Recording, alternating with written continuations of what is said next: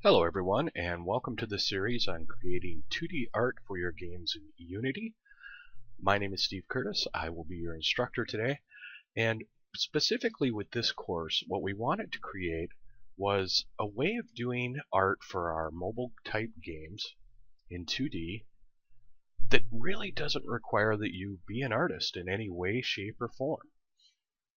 What we really wanted to do is be able to harness the power of Photoshop to create art for your games, even if you don't feel you have a single artistic bone in your body. Maybe you're someone who's been here and has only learned programming, and that's where your interest lies. But you have this great idea for a game, but you don't have any artist friends handy to help out. We're going to show you how to create this art procedurally with Photoshop, really requiring no talent at all. So in place of talent, we're going to build skills and knowledge and create the artwork for our game. So let's start out. I'm going to create a new one, and you can see I already have set here a 1024 by 1024 trans.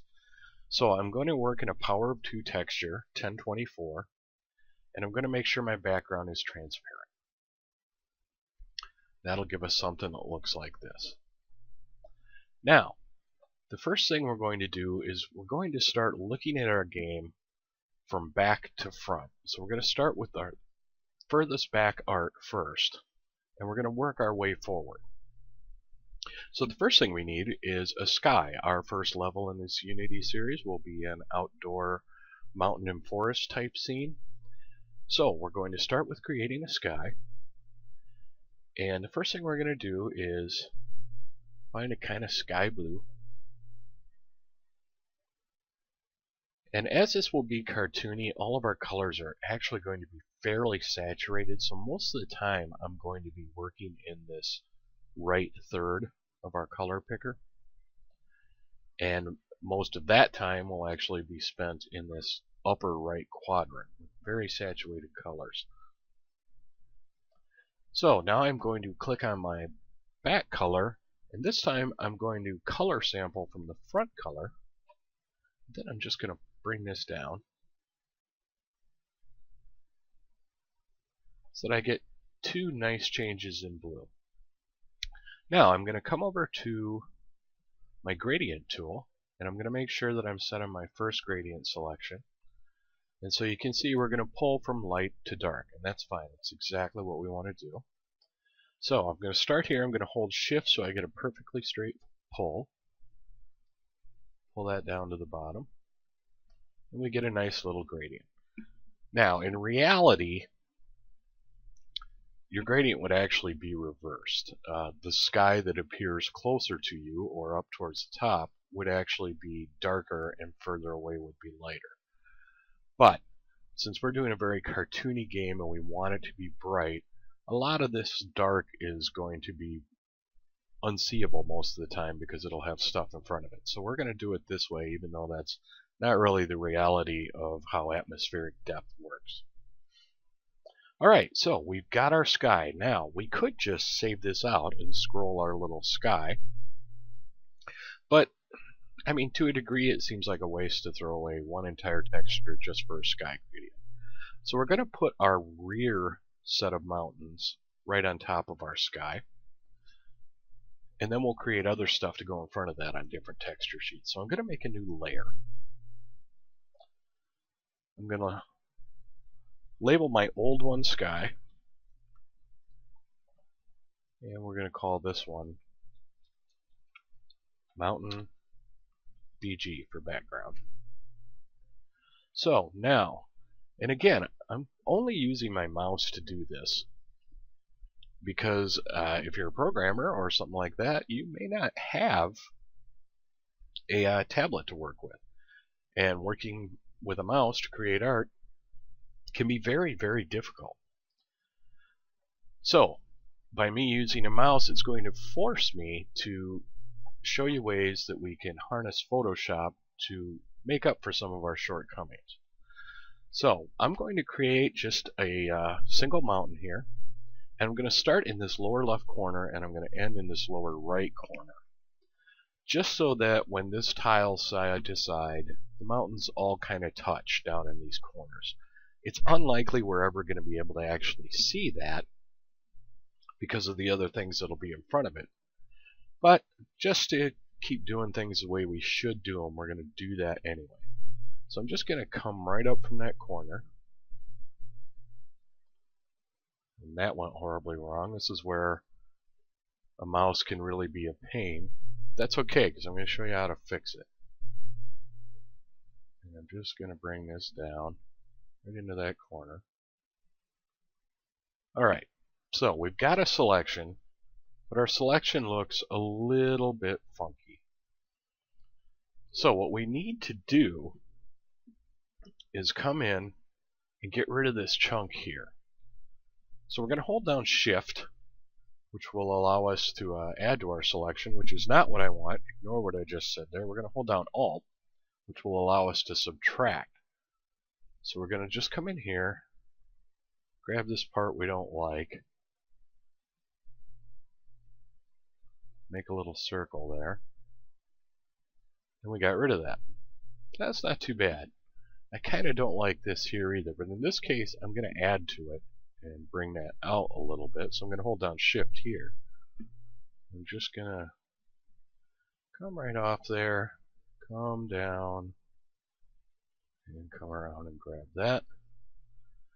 And now we've got our mountain. So that's not too bad. But now we need to give it some mountain color. We've already got this sky color in the background.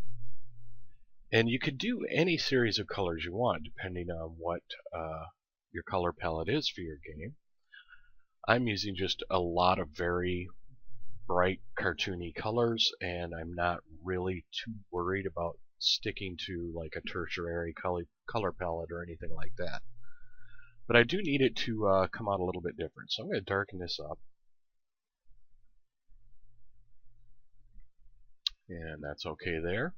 And I'm going to do the same thing by grabbing my background and then sampling my foreground. And then we'll grab that. That's just fine.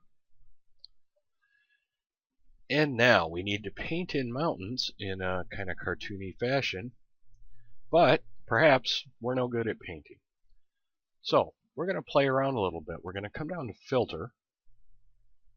I'm going to go to Render and render some clouds. You see we get this nice blend of our foreground and background colors, but it's not really cartoony. So we're going to do another filter on it, and this time we're going to go to our filter gallery. And as you can see, I was already there. Under our texture heading, I'm going to choose stained glass. And I'm going to set my cell sizes at about 32, border thickness of about 7, and most importantly, I want absolutely no light intensity. You see how it gets that kind of reflective look? Well, we're going to fiddle around with that when we're all done. So we want 0 on our light intensity. And we've got this nifty little mountain set here. So I can hit Control D and deselect that, and that's fine. But now we need to do some things to make it look a little bit more like a mountain. So the first thing that we're going to do is that we're going to create some snowy tops for it. So I'm going to go over to my brush. I'm going to pick a hard round brush, and I'm going to use only default brushes. And I'm going to enlarge that. You can enlarge that by hitting your bracket keys in Photoshop, or by just changing it over here. So that I've got somewhere around 1/3 or a little bit less of this width of this mountaintop. I'm going to choose an absolute white. And now, very importantly, over here on this layer, I'm going to click the lock pixel. And what that will do is prevent us from creating any color outside of where we've already put color. So if I click out here, I don't get anything. That's exactly what I want, because I'm going to start above that, kind of in the center. I'm going to hold down Shift. I'm going to click, and I'm going to pull down. There we go. That might be more than I like. Now, you may have seen that when I did this, I got kind of a uneven edge on that. That's probably our brush setting. See, we have our spacing at 25%, so we're going to bring that back down. And you can just take it to 0 depending on how good your computer is. But the more we stack these single circles, because this is really just a series of single circles, the more we stack those on top of each other, the harder the draw is going to be on your computer. So I'm pulling it down to 10-12%, something like that, just enough to get that even line and save a little bit of work on my processor. Alright, so I'm actually going to make that brush just a hair smaller. And I'm going to bring this down. That's not bad. And then I'm just going to keep pulling down and make some rounded, make some rounded snow shapes. So again, I'm going to click, then hit Shift, pull that down, click, then hit Shift, click, and then hit Shift, and I'm going to stagger these from the other side so it doesn't look too even. Click, and then hit Shift, and we've got a bit of a mountaintop. Now, we're only going to have one problem with this. I'm going to show you what that is. We're working in an absolute white. Here's the problem with that. When we go to do our lighting for this, to give it a particular sense of depth, the way we're going to do it, our white's really not going to do anything. So we're going to undo that. And instead, I'm going to take this white and I'm going to give it just a little bit of blue in it.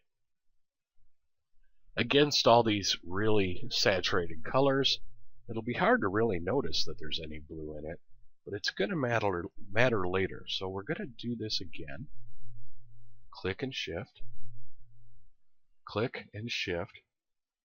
And the reason we click and then Shift first outside is because if we hit Shift first, wherever we click, you can see it jumped from the last place we were. So we don't want that. So we're going to click and Shift, click and Shift, click and Shift. That's pretty good. And then we're going to do this mountain over here, but it's a little bit smaller, so I'm going to take my brush size down a little. And that's also going to help us give some depth to this. And the reason for that is, if you use repetitive shapes that go from larger to smaller, even with nothing else there to say this thing is further away, the brain tends to think of it as further away. So we're going to take advantage of that. Because this background, really, while they're playing, it's meant to just kind of be pretty back there.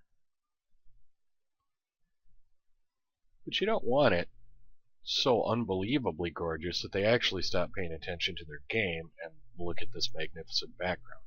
It's a background. We want it to be nice, but we want them to kind of not notice that it's nice and just live with it the way it is. Alright, so now we've got our mountain. We're going to do one more thing, and that's to go along with this kind of cell shaded look, which is why I use the stained glass for the mountains. We also want to border it. So up here in our edit menu, we can click on that and come down to stroke. 6 pixels should be fine because we don't want a super thick line, but we do want to change the color, and for once we do want an absolute black or white, in this case black.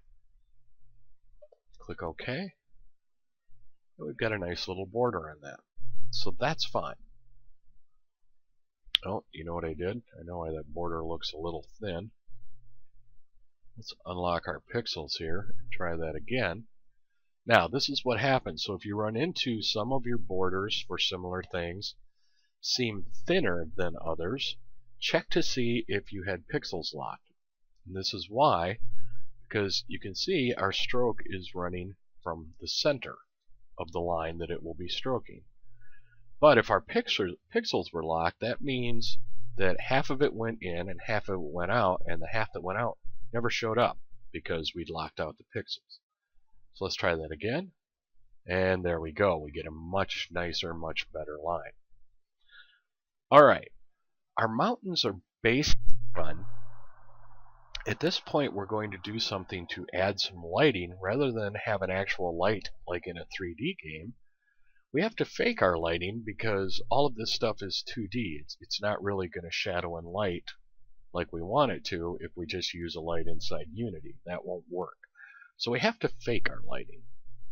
Now, we have to decide where's our lighting going to be coming from. So for this whole level, I've decided that this upper left-hand corner is where our light is going to be coming from. So we're going to tend to have brighter sunlight on this side and shadow on this side. So we have to create that. However, that being said, if we're going to create alternate mountains, now is the time to do it. So I'm going to take our mountain background layer and I'm going to duplicate that. And I'm going to change that to mountain midground, because these are the mountains that are going to go in front of our back mountains, and create another layer. Now, as you can see, we've got basically the same thing, and the reason I'm doing this is so that we can have some parallaxing effect in our game. But even if it parallaxes nicely, with the colors being identical, it's just not going to be very good looking as they go by. So the first thing we're going to do is change up the color of this mountain a little bit. We're going to come down here to our create new fill or adjustment layer, and we're going to pick hue and saturation, and I'm going to green out the hue on that a little bit.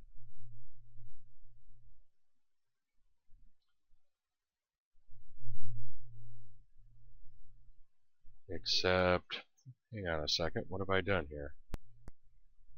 Okay, sorry about that. I made a mistake, and when I went to correct that mistake, I accidentally cut off my recording. So we're back, and I want to show you what happened. I created a hue saturation level layer down here, and not thinking that that's going to apply that globally to my thing. So we need to get rid of that. So we're going to trash can that.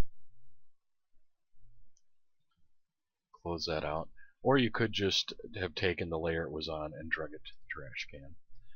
And we're going to have our top layer selected, and we're actually going to come up to Image, Adjustments, Hue Saturation. And that's going to apply it to our front image here. So I'm going to green this up a little.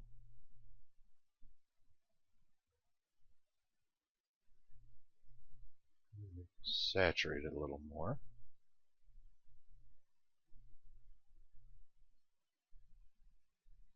Darken it a little.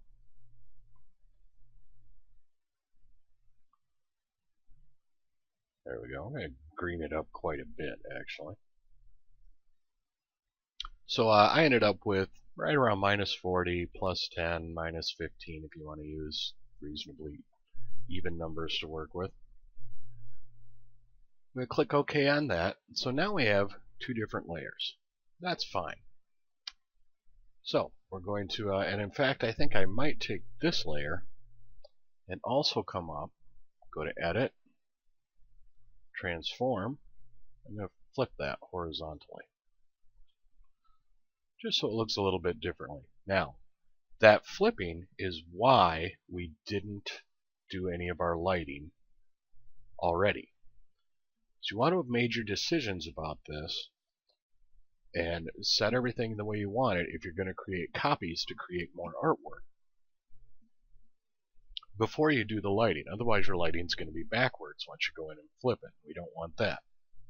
Now we could also, since these are going to be midground mountains, we can hit Control T on this layer and we can reshape that a little bit. Bring those down maybe. And I might even come up and take my warp tool and just kind of round those out a little more. Just give it a little bit different shape. I'll hit enter to go ahead and accept that. So now we do have to get that lighting done.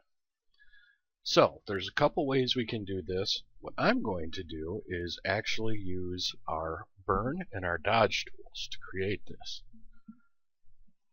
This is a pretty good and effective way to do it. There is a problem with it. You need to, within a few strokes, decide whether or not you're happy with what's going on, because using the burn and dodge tool is destructive. It's not created on a separate layer, it's done on the layer you've got. So we want to be pretty sure about what we're doing. So we'll go ahead and do our first one. We're going to lock the pixels on this layer just so we don't get any bleed anywhere. I'm going to make this brush fairly big. I have to cover this bottom area here and this big side area over here. I'm going to come down here to my dodge and burn tools. I'm going to start with burn, which is what we're on. Increase that brush. And then I'm just going to take it from this upper area here, and with this center point right here in the middle where the light would change, we want to make sure we're on the opposite side of that from where we decided our light was going to be. And I'm just going to pull this down. You can see it gets a little bit darker. Now you should note that I am using where it's defaults to, which is midtones. You can choose shadows, midtones, or highlights depending on what you're messing with. And for our snow, we might end up having to fiddle with that. Maybe not. We'll find out. I keep my exposure at about 1/3 because I'd rather make a few extra strokes than have it apply on just too dark all at once. So we're going to pull that down again, and we're going to keep stroking that like that. And then we're going to shrivel this brush down a bit and pull down some here.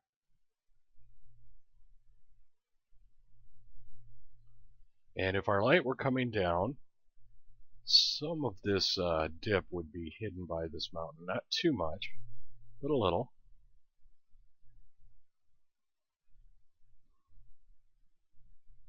And then with the atmospheric depth that we talked about, aside from things looking lighter and lighter the further you go in the distance, it also has a habit of things looking lighter the closer they are to the sky.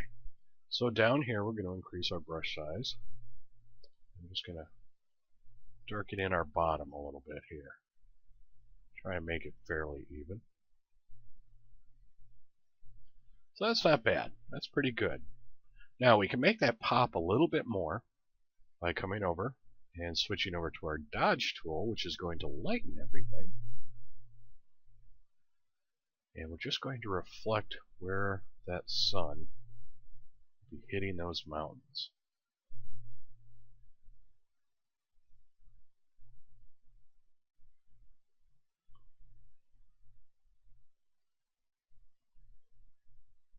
We're just going to lighten that up.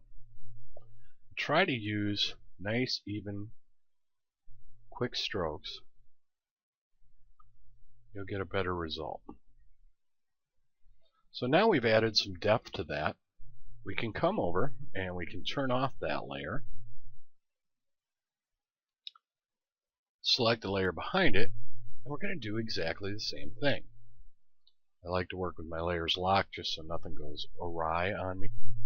But we'll come over and grab our burn tool, which is already pretty big. And that's okay, because this one's going to light out a little bit differently because it's flipped. So most of the light's actually only going to be on this face. We're not going to get very much over here this time. So we'll take that. And I'm just going to go ahead and darken that bottom. And it'll darken better if you make sure, don't just wiggle back and forth.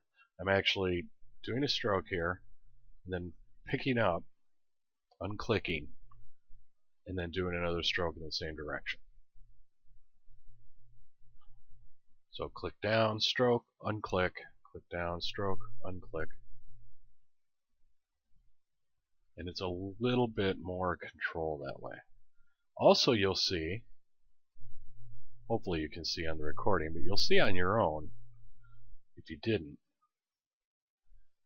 why we didn't use that perfect white. Now we have that reflective blue coming out when we darken it. And that's awesome, because that's what snow actually does. It's going to reflect the atmosphere and our blue mountains around it. Give us that blue look. Now we can go over, switch over to our dodge tool, and we can start to lighten that. Not right up to the edge, because I kind of want to blend. Because that blend from the edge into the really light part and around is what's helping give it that depth. I'm just going to get a little bit on this mountain here, not too much. We can cheat it a little bit. And now we've got a nice looking mountain. So now we have to save out our files. So I like to work with targas. You can work with whatever you want in Unity that Unity accepts. You can do PSDs, PNGs. I like targas. It's a good all-around format for most game engines. So now that we have our top layer here turned off, we're going to go ahead with our sky and our background, and we're going to save that as a targa.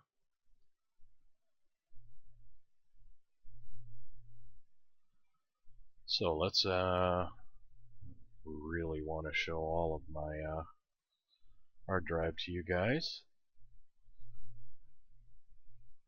But let's, you can see I've got a bunch already in here. Let's make a new folder. We'll call this class textures. So we're going to call this one mountain. DG. You can save a Photoshop file of it if you want, just so you can come back and work on it some more if you like. In this case I'm not gonna, but I am gonna just save it out as a targa. And I'm going to do everything in 32 bits for this, just to make sure that we've got any transparencies. Now we don't really need it for this one. And if you want to save a little memory, you can save it at 24 bits. Now we've got that one saved, so now we need to bring in this one. We're going to turn off our other two layers so that we have this transparency. I'm going to save it as again, as targa again. Change it to mountain midground.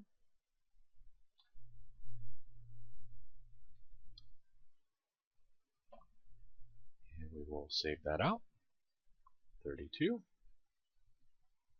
And we've got our sky and our rear sets of mountains.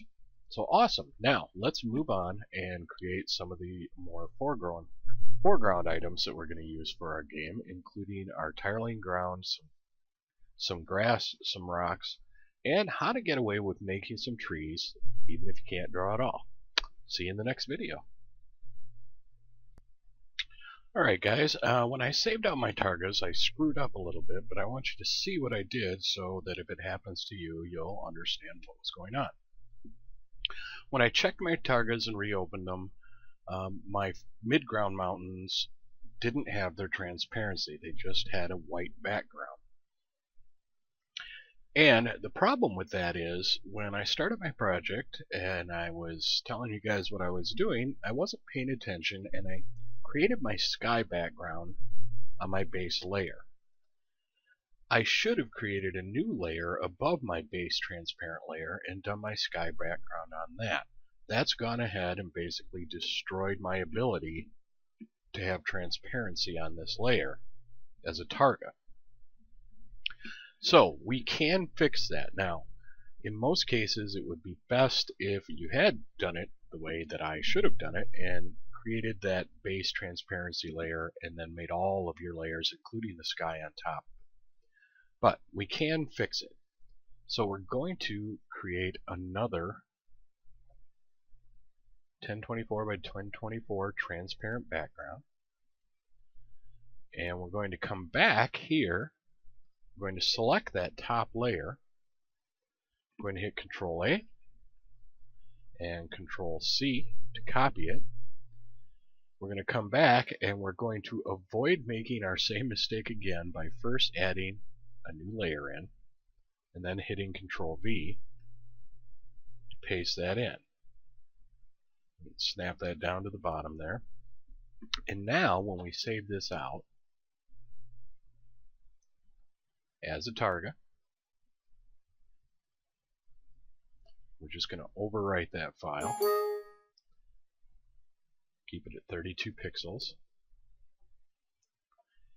Now, when we bring this target in, let's test her out. So we've got our mountain targa.